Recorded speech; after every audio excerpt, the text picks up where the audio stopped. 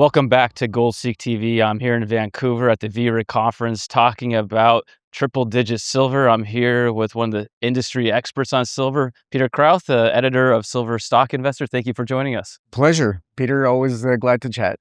Well, this morning silver was trading up towards $110 an ounce. Then we were on stage talking about silver. It was $114 an ounce. An hour later, it's $117 an Exactly. ounce. It's a bit surreal. It is. This is really happening It's fast. wild. Is it happening too quickly? I think so. Yeah. I mean, I think if you look at a chart of, let's say, the past year, how this rose, it's dramatic. I mean, I like to say it took 45 years for silver to go back to $50. And then it took 3 months to get to 100. So that's too fast in my view. I think we've seen that happen in other markets before. We've seen it happen in silver before. So a correction is not only likely and expected, but healthy. And I personally would like to see that. I think it needs to be rebalanced.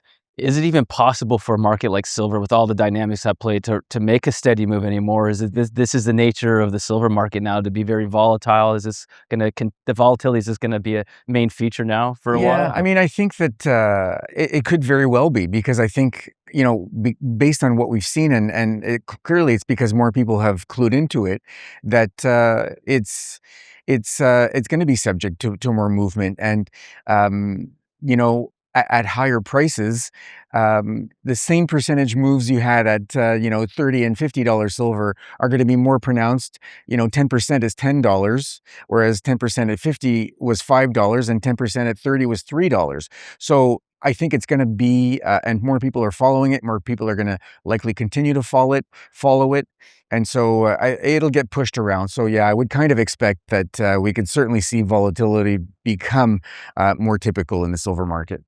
Has the opportunity to get into this market ended? Is there still upside left, or are we nearing the end of this run? So in silver, I'd be cautious. Silver itself, I don't think that it's the end. I think that if you consider, maybe that it started a few years back, I think this cycle of the bull, probably has several more years to run.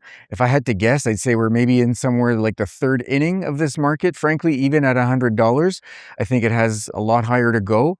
I mean, I talk about that in my book, that I think I've looked at multiple indicators, and I think that if you look at how silver behaved when it peaked in 1980, and how it was priced relative to other things like gold, like the Dow, like the average home price in the US, for example.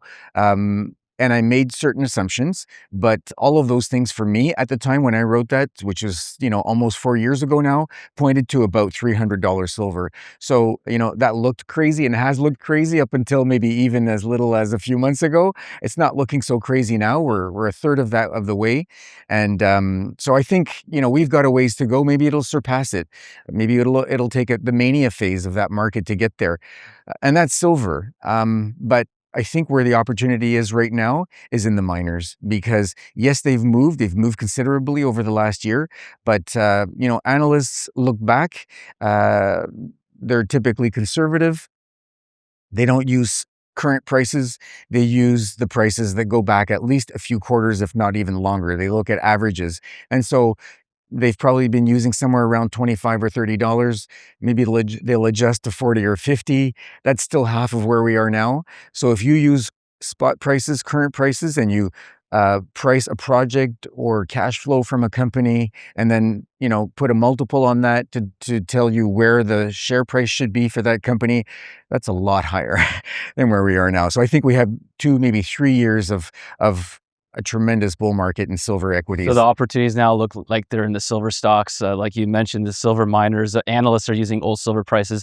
I mean, it was just last quarter, silver was trading around $50 an ounce, and the miners were selling it at $50. But this quarter, this is $100 plus. This is mostly pure profit margin at this point too. It's becoming, yeah, the profit margins are just expanding so quickly. And that's the beauty and the opportunity. When we start to see the next couple of quarters of cash flow and profits being reported, that's when the market's going to come to terms with the fact that these are cash machines, much like the gold miners have been, and they haven't caught up either. And the more the price goes up, the more they're underpriced, right? So again, there's a lot of room to So move. the silver stocks, gold stocks are trying to catch up to the old gold and silver price, and at the same time they keep Right. going higher. So it's Exactly. almost unbelievable how quickly it's happening. Absolutely. But yeah, it really is amazing that silver stocks and gold stocks haven't really leveraged the price, the move higher. So from a risk reward perspective, they looks, obviously the risks are there, but the rewards are still quite appealing. Exactly. And so, like I say, if you look at uh, if you look at let's say a 1 year chart, you look at a 5 year chart, you look at the silver ETFs like SIL and SILJ on a 5 year basis. Silver has doubled the return of the silver stocks. So you've had negative leverage. Silver equities are supposed to give you not only positive leverage, but if you look at a 1 year chart or a 2 year chart, silver equities have only equaled what silver has done. So, the risk reward is what you are supposed to get from owning equities, because naturally they are more risky than the metal itself over long enough periods. And so I think that's why that still needs to happen, and people have that opportunity now. And it's a very small sector, and we've been spending so many years in such a depressed state. So could the opposite happen if there's small little tiny sector like silver, money coming in? Can we bubble? Can we actually overshoot, you think, Oh at some yeah. I point? mean, if any of your viewers know a guy by the name Doug Casey, who's a legend in this space, and he's often said, trying the silver mining equity space is so small. It's like trying to fit the contents of Hoover Dam through a garden hose, right? And so Yes, yeah. it's inevitable. You're going to have a point where the names of just about anything with silver, any public company with silver in its name is just going to go wild, and they may have nothing. They may have a little bit of hope, but it won't matter. The rising tide's going to rise all the boats. And so, yeah. So how do you help investors, silver investors, follow and guide them with you're offering, various, you wrote a book, you offer the newsletter service. So can you give us a little more insight on how you help silver investors guide Sure. through this exciting and very Yeah. volatile silver market? Absolutely. So the book is The Great Silver Bull. Wrote that almost 4 years ago now, and then the idea was to explain silver, so the silver market, the history of silver, why it's so crucial now, how to get invested in silver and silver mining stocks, and where it could potentially go, and ultimately how and when to take profits. And I still think it's very early in that.